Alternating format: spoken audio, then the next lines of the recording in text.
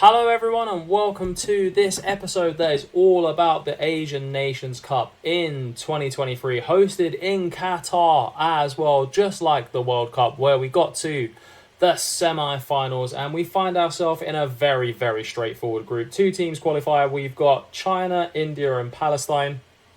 India and Palestine, if we don't beat them 5-0 plus, then we're not a great squad, and China are not the best either, so we should really be easily progressing through the group stage into the knockout stages as well, because Group A, Hong Kong, Iraq, Malaysia, Thailand, will beat all of them. We've recently beaten Hong Kong in a friendly as well. And if we look through the other groups, Iran, Jordan, Lebanon, Vietnam, Iran going to smash that. Saudi in a group where they really should be qualifying comfortably as well. Same goes for South Korea. Japan, Qatar, Syria and Oman. Syria might cause a few shocks. They've got some fairly decent players on this save. But let's take a look at the Oz squad. The Oz squad, it does differ from the World Cup. We do have some players missing. Volpato didn't make it because of injury, and that could be a huge one going into our second major international tournament. But the key men are going to be Matty Ryan in goal, best goalkeeper, 85 caps. He is Oz's number one. He is our best goalkeeper by and large.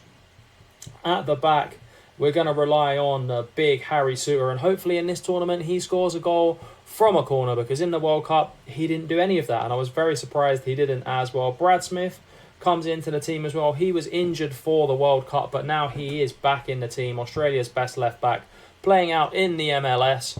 He will be big for us. And as we move to the front line, Rogic, who missed the World Cup as well, one of Australia's best players down the years. Can he put in an Asian Nations performance that we wanted to see at the World Cup? If we had Rogic at the World Cup, would we have beaten Spain? If buts and maybes. So hopefully we can talk about facts in the Asian Cup. And then we've got the Australian R9, Guang Kuo. He needs to step it up for us. He really needs to start scoring goals. He's had a poor club career this season. No goals in 21 appearances for Hearts. He needs to score goals at international level. How far can we progress in the Asian nations? Find out more on this video. And if you haven't already, please do like the video and please do sub to the channel. And now let's get into the Asian nations. We kicked off the tournament in style with a huge win against Palestine. Started off with this unbelievable goal from Riley McGree. Rifled it in the 8th minute to make it 1-0. Aaron Moyer then picks up the ball in the midfield, 17 minutes in. Rogic's header, and Kowal gets his first goal of the tournament. The R9 is off and running.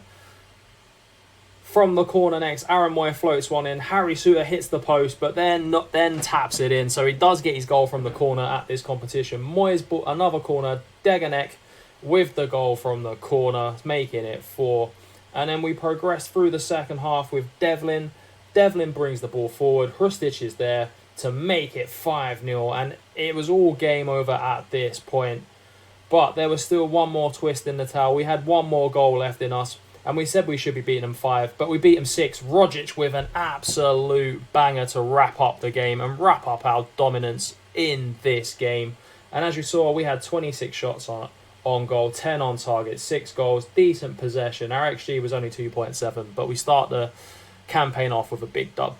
We followed up a good performance against Palestine with a very shaky start against India as they went 1-0 up. What a ball and what a finish. They took their chance in the first 2 minutes of the game, but we did go on to smash them, as you will see. Hrustic's ball in, Silva off the bench because we had an injury, draws us back level, but India weren't done there.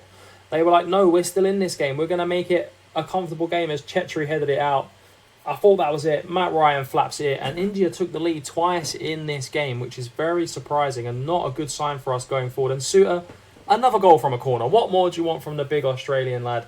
As we then went on to dominate the game and dominate the scoring as well. Qual gets in behind, cuts it back, Riley McGree, and then De Silva's there for a tap-in for the second goal of the game. And to really, after that point, India's confidence failed as they kept conceding goal after goal, with Deganek evens ball in. Moyer again from a corner. Deganek again. Another bullet header into the back of the net. Hrustic this time picks the ball up. Brad Smith's there. Deganek again. Taggart was in behind. Good finish from the big Australian striker there to get him off the mark in this competition. Our right back was marauding. Aaron Moyer was everywhere in this game, and Qual too. He was the quality on the ball. As McGree thumped the ball in the back of the net to make it 7-2 and game over. 15 shots, 11 goals. India, very impressed with them. After 4 shots they had on target, they scored 2. I think they could do well in this tournament. They will get to the knockout stage, in my opinion. Our last group game saw us play against a Chinese team that had lost to India previously, and we kicked it off in style as they scored an own goal from a cross. It took us 43 minutes. They were hard to break down. They were a tough team defensively, and in the 73rd minute, we struck again. Aaron Moy to Riley McGree, one of the best goals I've ever seen on Football Manager. Pick that one out. What a goal from Riley McGree. And then it wouldn't be an Oz game without the Oz R9 being involved. And Borello's ball to Qual. What a finish, what a goal, and what a game. This was one of the toughest matches I've had as Oz boss manager, as Bahrain went in front, just like India did to us, and they gave us all sorts of problems, but we did fire back straight away in the 10th minute. Taggart with a great run in behind and a cheeky little dink finish brought us back into the game, but it was all Bahrain after this point, and we were looking very shaky, and what a pass this was to Saeed, and Saeed was in acres of space. He was never going to miss. Brilliant finish, and it was looking very shaky going into half-time, but there was one more attack. Jackson Irvine, the Oz legend, drove us forward, was kept going, and then Borello of the Wanderers puts us back in the game at 2-2, but then we got a man sent off, and Stastenesis stepped up from a corner from Aaron Moy and put us 3-2 up. But it was all Bahrain after this. It was all Bahrain in this game. They were very unlucky. As Qual, the goalkeeper, did a bit of a madness, and Qual puts us into the quarterfinals against Iraq. It was a fairly tame game against Iraq, which we won 1-0 from an outstanding Adam Taggart goal. Pick that one out. Semi-finals, here we go. It was a tough game against the Saudis, and the breakthrough came in the 77th minute. It was all Saudi Arabia, but Taggart slotted it in, and somehow we progressed to our first final as Oz manager. The stats will show you that we really don't deserve to be there. Although Saudi didn't have many shots on target, they did have the better possession, they did have better pass completion, they had more corners as well, so they'll feel disappointed. But we go on to the final to play Qatar. Here we go. The final is upon us. We play the reigning champions Qatar, who have been smashing teams left, right and centre in this competition. And we have a good squad out. Daniel Da Silva, Gran Qual, Rustic and Taggart as the forward line. Atkinson comes in, Sainsbury and Deganek at the back. We're missing big players like Harry Suter due to tiredness. They've got their best team out from what I can see. Can we bring the gold for the first time since 2015? They're playing a 4-3-3 formation. They are at home as well, so they are the home favourites. The crowd is going to be with them. The crowd's against us. Everything's against us. But come on, the Socceroos. Let's bring this trophy back to Oz. First, a highlight of the game is going to go to Qatar by the look of it, as Youssef is marauding down the pitch. Deganek does well there though, holds him up. Great tackle in. This is the effort we want to see. Wad looks like he's going to hit one. He does hit one. Sainsbury with their clearance. Kowal, Irvine's there. Taggart, can he hold the ball up? Can we go on the attack? Can we move it from their attack to ours as Taggart holds the ball up? Does well. Da Silva. Rustic. Still Rustic. Rustic. Oh, he's played it back. We had to take Atkinson off because he got emailed. He got injured early on. As Taggart comes in. Taggart, it's a penalty. Referee points to the spot. Could this be a huge penalty in the final for the Socceroos? Come on, the Socceroos. Who is stepping up? It is Rustic. Rustic steps up. Rustic! 1-0 to the Socceroos. Rustic puts us in front. Huge moment in this final just before half-time, and we lose another player to injury. The Australian R9 has to come off, and we're going to bring on Middlesbrough legend Riley McGree. Hopefully this isn't the blow in the final that could cost us this trophy. Free kick to the Aussies now, floated in. Sainsbury! Trent Sainsbury with the goal makes it 2-0, and this could be the end of Qatar. Another highlight now as we move 2-0 up in the 70th minute almost, as Qatar look to come back into this game on home soil.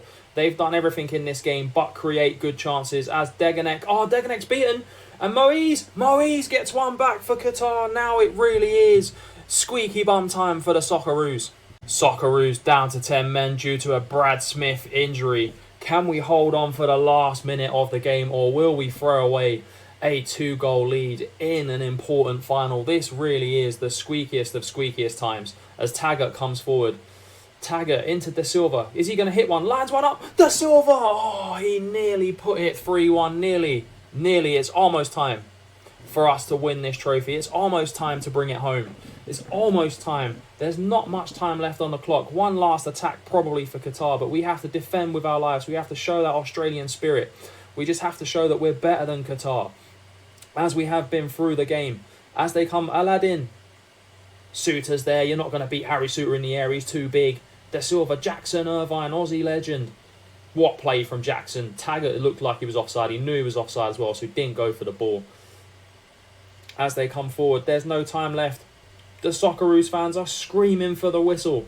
They are screaming for it in the stadium as they play the ball around the back. And we've done it. We've done it. We are the Asian Cup winners. We've gone from World Cup semi-finals to Asian Cup champions. What a result for the Socceroos. And that's one thing ticked off this Build a Nation challenge. The Asian Nations Cup has come home to Oz as the ticker tape and firework time is about to start. What a result. Our first major trophy as Oz manager is the Asian Nations Cup. To round off this episode, we will see where we are in the world rankings, and we are currently ranked, my favourite number, 13th in the world after that Asian Cup victory and World Cup semi-final performance. We're almost taking Australia into the top 10, but looking at those nations in the top 10, it's going to be tough. We've already lost on this series to Germany, to France, and to Spain. That's going to be tough to push us up those rankings. We're only 200 points off of being the world's top nation, so let's see what we've got in our locker. But United States, I reckon we could beat them. Holland and Croatia would be very, very tough games. We've beaten Poland in 15th as well, but what an achievement it was winning the Asian Nations Cup in our first attempt. And I will see you on the next episode of this amazing Oz Build a Nation series.